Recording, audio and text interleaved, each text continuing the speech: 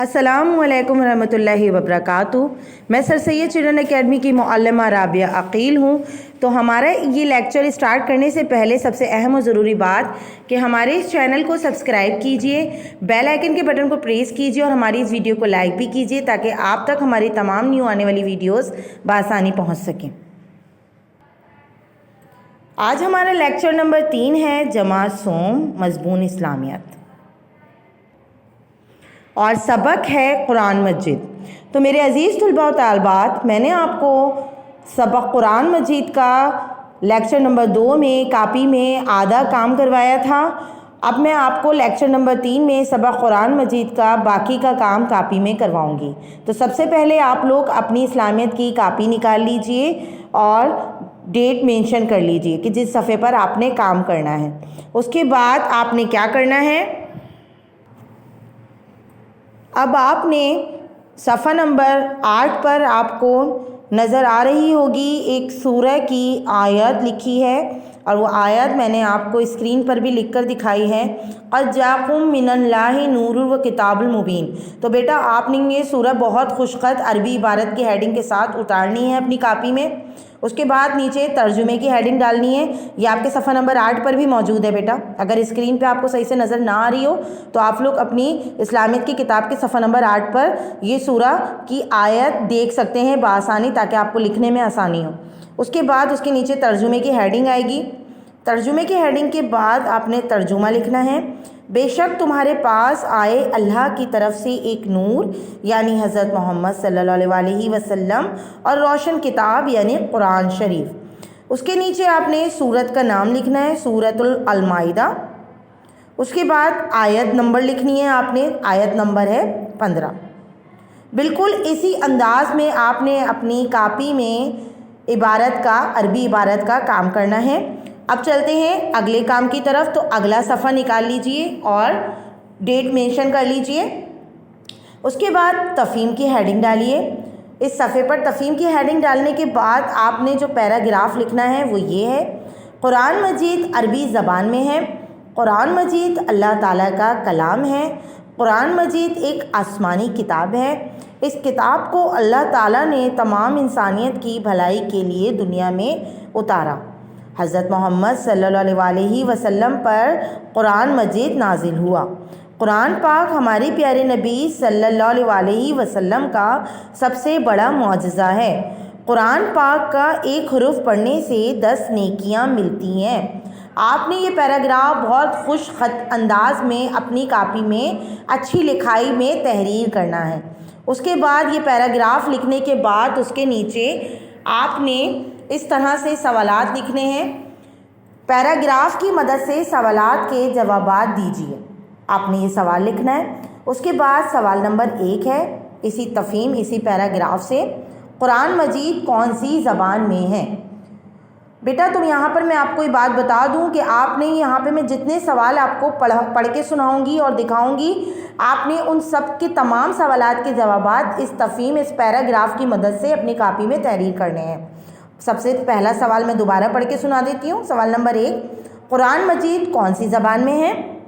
सवाल नंबर 2, कुरान मजीद किसका कलाम है। सवाल नंबर 3, कुरान मजीद कौन सी किताब है। बेटा आपको पता ना कौन सी किताब है, आसमानी किताब है, ठीक है। इस सवाल का जवाब मैंने इस वजह से आपको बताया है कि आपको परेशानी ना हो। सवाल नंबर 4 है, कुरान पाक का एक हुरूफ पढ़ने से कितनी नेकियां मिलती हैं। सवाल नंबर 5 है, हमारे प्यारे नबी सल्लल्लाहु अलैहि वसल्लम का सबसे बड़ा मौजज़ा क्या है। तो बेटा ये हो गए तफ़हीम के सवाल 1 से लेकर 5 तक। इसको बहुत खुशखत अंदाज में आप लोग अपनी कापी में तहरीर कीजिए। तफ़हीम के बाद अब हम चलते हैं अगले सफ़े की तरफ। अगले सफ़े पर भी आप लोग डेट मेंशन कीजिए और सही और गलत पर निशान लगाइए। ये सवाल लिखिए। यहाँ पर आपने बेटा मतलब जुमला पढ़ना है। जुमला लिखने के बाद पढ़कर अगर वो जुमला सही है तो ब्रैकेट के अंदर आप लोग सही का निशान लगाइएगा। अगर वो जुमला गलत है तो उस जुमले के आगे आप लोग गलत का निशान लगाएंगे, ठीक है। तो जुमला नंबर 1 है, कुरान पाक अल्लाह का कलाम है। اب آپ لوگ دیکھ لیجئے یہ جملہ صحیح ہے یا غلط ہے، تو صحیح یا غلط کا نشان لگائیے۔ اسی طرح اور جملے میں آپ کو پڑھ کے بتاتی ہوں، اس کے آگے بھی آپ نے یہی کرنا ہے۔ جملہ نمبر 2 ہے، قرآن پاک کو وضو کر کے چھونا ضروری نہیں ہے۔ جملہ نمبر 3 ہے، قرآن مجید پڑھنے کے بعد دعا مانگنی چاہیے۔ جملہ نمبر 4 ہے، قرآن پاک میں 30 پارے ہیں۔ جملہ نمبر 5 ہے، وحی لے کر آنے والے فرشتے کا نام حضرت جبرائیل علیہ السلام نہیں ہے۔ بیٹا بہت خوش قد انداز میں آپ لوگ اپنی کاپی میں اس کام کو بھی تحریر کیجئے گا۔ اب چلتے ہیں اس سبق کے آخری کام کی طرف، تو اس صفحے پر بھی آپ لوگ ڈیٹ مینشن کر لیجئے۔ اس کے بعد سوال لکھیے، کالم الف اور کالم بے کے لفظوں کو ملا کر ایک جملہ بنانا ہے۔ اب آپ نے کالم بنانے ہیں، یہاں پر میں کالم نہیں بنا سکی، لیکن آپ نے کالم الف بنانا ہے یعنی لائن ڈرا کرنی ہے، اور کالم بے بنانا ہے، یہاں پہ بھی لائن ڈرا ہوگی، اور بالکل اسی طرح کالم الف، کالم بے اور جملے ہیڈنگ بھی بالکل اسی طرح آئے گی۔ اس کے بعد کالم الف میں آپ نے الفاظ جو لکھنا ہے وہ ہے قرآن مجید، اور کالم بے میں آپ نے جو پہلا الفاظ لکھنا ہے وہ ہے اللہ تعالیٰ۔ اب ان دونوں لفظوں کو ملا کر آپ نے ایک جملہ بنانا ہے۔ جملہ میں نے بھی بنایا ہے، لیکن آپ چاہیں تو آپ بھی اپنی طرف سے ان دونوں الفاظوں کو ملا کر کوئی اور جملہ بھی بنا سکتے ہیں، ضروری نہیں ہے کہ آپ نے یہی جملہ بنانا ہے۔ میں نے جملہ بنایا ہے، قرآن پاک اللہ کا کلام ہے۔ الفاظ نمبر 2 ہے حضرت محمد صلی اللہ علیہ وسلم، کالم الف کا، اور کالم بے کا ہے معجزہ۔ تو میں نے جملہ بنایا ہے، قرآن پاک حضرت محمد صلی اللہ علیہ وسلم کا سب سے بڑا معجزہ ہے۔ پھر میں نے کالم الف میں میرا پہلا الفاظ ہے 30 پارے، اور کالم بے 114 صورتیں۔ ان دونوں الفاظوں کو ملا کر میں نے ایک جملہ بنایا ہے، قرآن پاک میں 30 پارے 114 صورتیں ہیں۔ پھر کالم الف کا پہلا الفاظ ہے، چوتھا الفاظ ہے 1 حرف، کالم بے کا 10 نیکیاں۔ ان دونوں کو ملا کر میں نے ایک جملہ بنایا ہے، قرآن پاک کا 1 حرف پڑھنے سے 10 نیکیاں ملتی ہیں۔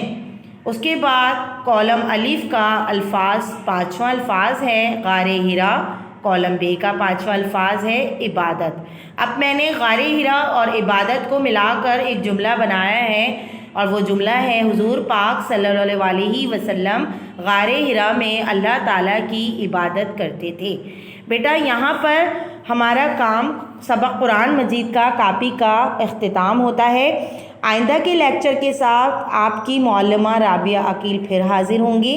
اب تک کے لیے اجازت دیجیے، اللہ حافظ۔